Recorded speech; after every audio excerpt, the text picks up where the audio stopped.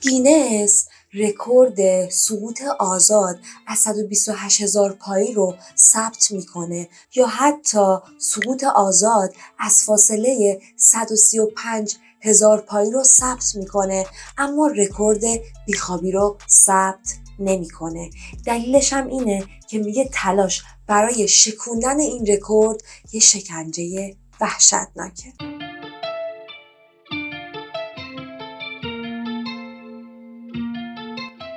سلام، من تانا هستم، بیوتی تراپیست. اگر از قدیمیای چنل هستید خیلی ممنون که من رو همراهی میکنید. اگر هم که تازه با چنل من آشنا شدید خیلی خوش اومدید. موضوعی که قراره این هفته براتون در موردش صحبت بکنم مبحث مهم خواب هستش. قبل از اینکه بریم سراغ ویدیو باید بگم هر هفته ویدیو جدید داریم، پس حتما کانال رو سابسکرایب کنید، اون زنگوله بغلش رو هم فعال بکنید تا ویدیوهای بعدی ما رو از دست ندید، چون قراره که توی این چنل هر چیزی که به ما کمک میکنه کیفیت زندگیمون رو بالا ببریم در موردش صحبت بکنیم. خیلی وقتا ما به مشکلاتی برمیخوریم که دلیل به وجود اومدنشون فقط اطلاعات کافی نداشتن در مورد اون مبحث هست و اگر اون رو میدونستیم خیلی ساده میتونستیم از اون مشکل عبور کنیم. پس سعی میکنیم توی این چنل در مورد همه این چیزا با هم دیگه صحبت کنیم بدون معطلی. بریم سراغ ویدیو.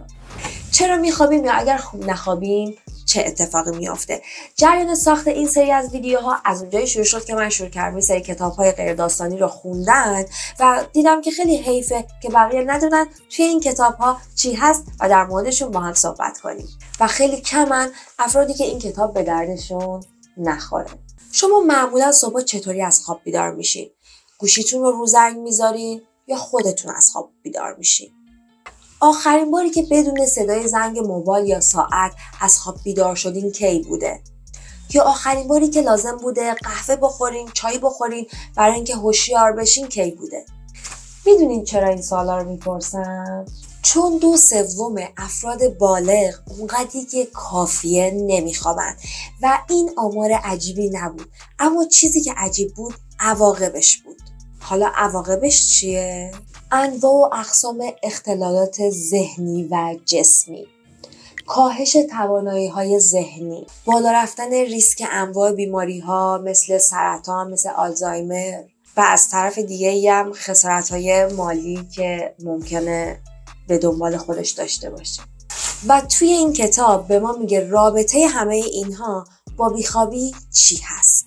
عواقبی که در موردش صحبت میکنیم خیلی ترسناکتر از اون چیزی هستن که به نظر میان.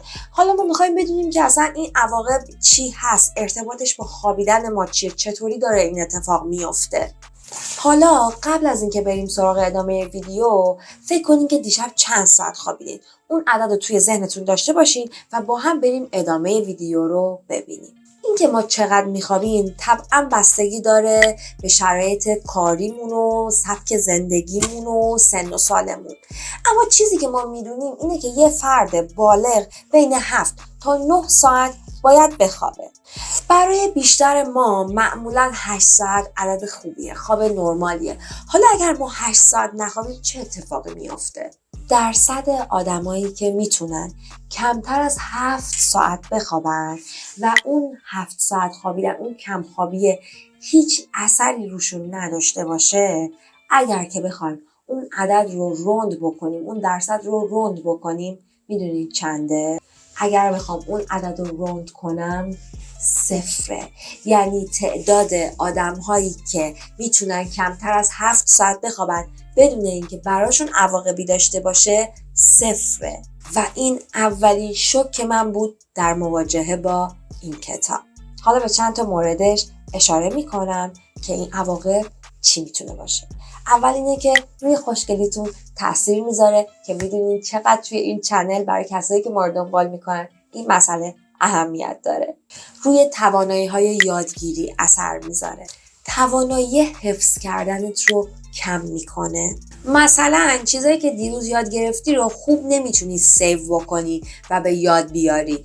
این عواقب کوتاه مدتشه. مثلا امروز درسی رو یاد گرفتی، اگر شب خوب نخوابی که بخواد توی حافظت سیو بشه، فردا اونو به راحتی به یاد نمیاری. این مسئله فقط در این مورد صدق نمیکنه. ممکنه که شما یک تمرین فیزیکی داشته باشی، کلاس رقص بری، یا مثلا یک موسیقی رو یاد گرفته باشی، یک کار حرکتی قرار باشه انجام بدی و اون کار حرکتی هم که اون روز انجام دادی و یاد گرفتی، اگر شب خوب نخوابی به خوبی نمیتونی فردا به یادش بیاری. حالا بریم سراغ عواقب بلند مدتش. مثلا ما میدونیم عواملی که از سبک زندگی میاد، خواب ناکافی یکی از مهمتریناشه که مثلا روی بروز آلزایمر تأثیر میذاره. مغز یک سیستم تمیزکاری داره که وقتی که ما میخوابیم میاد این آشغالایی که جمع شده رو، مهم نبوده رو جمع میکنه میریزه دور، و وقتی ما نمیخوابیم در واقع داریم از خواب عمیقمون میزنیم و این آشغالا دور ریخته نمیشه. مغزمون پر میشه از زباله و چیزایی که در ادامه در موردش صحبت میکنیم.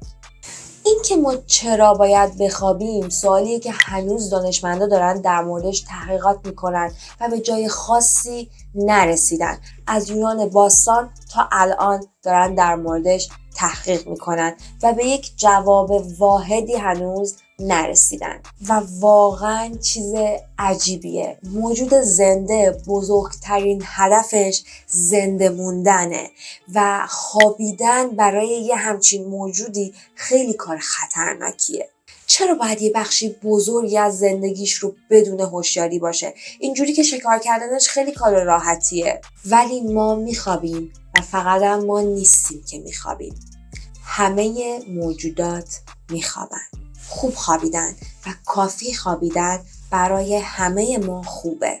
اگر شما از اون آدمایی هستین که ساعت کوک میکنین میخوابین، اگر ساعتتون زنگ نخوره بیدار میشین یا نه میخوابین و به خوابتون ادامه میدین؟ اگر جوابت اینه که بله بیشتر میخوابم، یعنی کار شما هنوز با خواب تموم نشده و شما نیاز داری که بخوابی. اصلا خوابیدن کی شروع شد در حیات؟ از نخستین ها برو عقب‌تر، از خزندگان برو عقب‌تر، از آبزیان برو عقب‌تر، برو عقب‌تر. کتاب میگه بدون استثنا هر حیوانی یه کاری شبیه خواب میکنه. حتی موجودات تک‌سلولی که بیش از یک روزم عمر نمیکنن حالت فعال و غیر فعال دارن.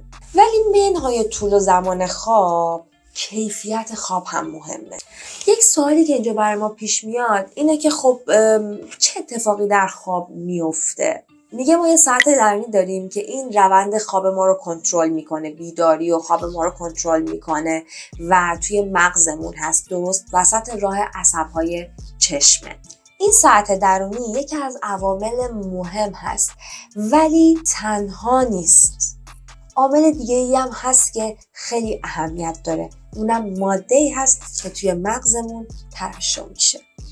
این ماده در طول روز توی مغزمون جمع میشه و هر چقدر بیشتر جمع میشه ما احساس خواب‌آلودگی بیشتری داریم. حالا کاری که قهوه میکنه اینه که میاد به این گیرندهه میچسبه و اونو غیر فعال میکنه. اینجوریه که مغزمون نمیفهمه که ما خوابمون میاد و این به این معنی نیست که بدن ما نیاز به این خواب نداره.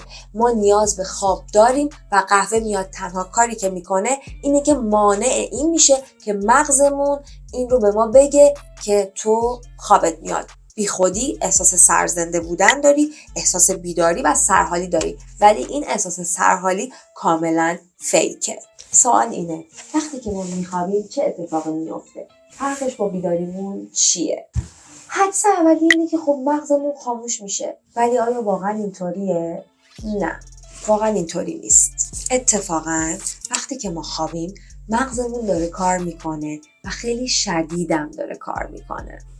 توی کتاب خیلی مثال آورده، خیلی دیتیل و توضیح داده، در مورد جزئیات صحبت کرده، در مورد آزمایش‌های علمی صحبت کرده، ولی ما اینجا نمیخوایم به جزئیات خیلی توجه کنیم چون ممکنه از حوصله یه سری خارج بشه و اصل مطلب رو بهش توجه نکنن. هدف ما از ساخت این ویدیو اینه که بتونیم این عادت روزمره بد کمخوابی و بیخوابی رو تغییر بدیم. پس من میخوام اینجا به موضوعی اشاره بکنم که میتونه روی این مسئله تاثیر بذاره. اگر که دوست دارین جزئیاتش رو بدونین، این آزمایش‌های هیجان انگیز رو بخونین و لذتش رو ببرین، باید برین کتاب اصلی رو بخونین. از اینجا به بعد ما میخوایم در مورد این صحبت بکنیم که اگر خواب چیزی هست به این مهمی، این که ما کم میخوابیم، بد میخوابیم، چه اثرایی روی زندگیمون میذاره، چه تأثیری روی ما داره. شنیدین که میگن کسایی که زیاد میخوابن عمرشون طولانی میشه. کتاب علمیه. کتاب نمیگه که هر کی بیشتر بخوابه عمرش طولانی میشه، اما اینو میگه که کم خوابیدن عمر آدم رو کوتاه میکنه. کتاب میگه فکر کنین یه آگهی دیدین که دانشمندان اومدن یه دارویی درست کردن که این داروی حافظتون رو تقویت میکنه، اشتهاتون رو باعث میشه که کنترل بکنین، خوشگلترتون میکنه، خوش‌اندام‌ترتون میکنه، حافظتون رو تقویت میکنه، باعث میشه که درصد احتمال سرطان تو بدنتون بیاد پایین، دیابت و خیلی بیماری‌های دیگر رو کنترل میکنه و حتی باعث میشه شما شادتر زندگی کنید و احتمال افسردگیتون رو میاره پایین. شما برای همچین دارویی چقدر حاضرین پول بدین؟ خواب همین داروه که مفت و مجانی در اختیار ماست و ما اونو از خودمون دریغ میکنیم. تحقیقات میگه اگر که یه راننده شب قبل از اینکه بخواد رانندگی بکنه 5 ساعت بخوابه، خطر تصادف 3 برابر میشه و این رقم اینجاش ترسناکه که اگر اون راننده بخواد به جای 5 ساعت 4 ساعت بخوابه، خطر تصادف 12 برابر میشه. یعنی 4 ساعت خوابیدن خیلی خیلی خیلی بدتر از 5 ساعت خوابیدنه. کسی که یک شب نخوابیده باشه مثل این میمونه که 0.8% تو بدنش الکل وجود داشته باشه. 0.8% یعنی چی؟ یعنی 0.8 میلی گرم الکل در هر میلی لیتر خون. برای من این چیزایی که توی این کتاب خوندم خیلی ترسناک بود، ولی خب در عین حال خیلی هم مفیده. کتاب میگه تأثیر کمخوابی انقدر زیاده که گینس دیگه رکوردهای مربوط به بیخوابی رو ثبت نمیکنه. به خاطر اینکه میگه ممکنه آدما وسوسه بشن و بخوان رکورد بزنن و خب این باعث میشه که خیلی به بدنشون آسیب وارد بشه. این خیلی حرفه ها که میگه گینس این رکورد رو ثبت نمیکنه. گینس رکورد سقوط آزاد از ارتفاع 128,000 پای رو ثبت میکنه، اما رکورد بیخوابی رو ثبت نمیکنه، چون میترسه که آدم‌ها وسوسه بشن بخوان رکورد بزنن و این مسئله بسیار کار خطرناکی هستش. مشروح توضیح میده نویسنده که بیخوابی نه فقط روی مغز بلکه روی تمام توانایی‌های شناختی ما تأثیر داره، روی کل بدن ما تأثیر داره، مثل فشار خون، کبد، روی همه چی و همچنین خیلی خیلی خیلی روی پوستمون تأثیر میذاره که خب برای ما خیلی مهم هستش این موضوع. پس امیدوارم که بعد از دیدن این ویدیو امشب به موقع بخوابین، کافی بخوابین، با کیفیت بخوابین. براتون خوابای خوبی و آرزومندم. مرسی که تا اینجا این ویدیو همراه من بودین. اگر از اینجور ویدیو دوست دارین حتما داخل کامنت ها بر من بذارین. موضوعی که میخوام هفته بعد در موردش باهاتون صحبت کنم مربوط میشه به مبحث اسکین تگ یا همون منگوله های پوستی که بازی اشتباه گرفته میشه. میخوایم در موردش با هم دیگه صحبت کنیم. سوالی، نظری، نقدی، هر چی که داشتین برام بنویسید تا جایی که بتونم حتما جوابتون رو میدم. اینستاگرام من روی صفحه میاد، خالی از لطف نیست که اون رو هم داشته باشین. تا ویدیوی بعد، فعلا.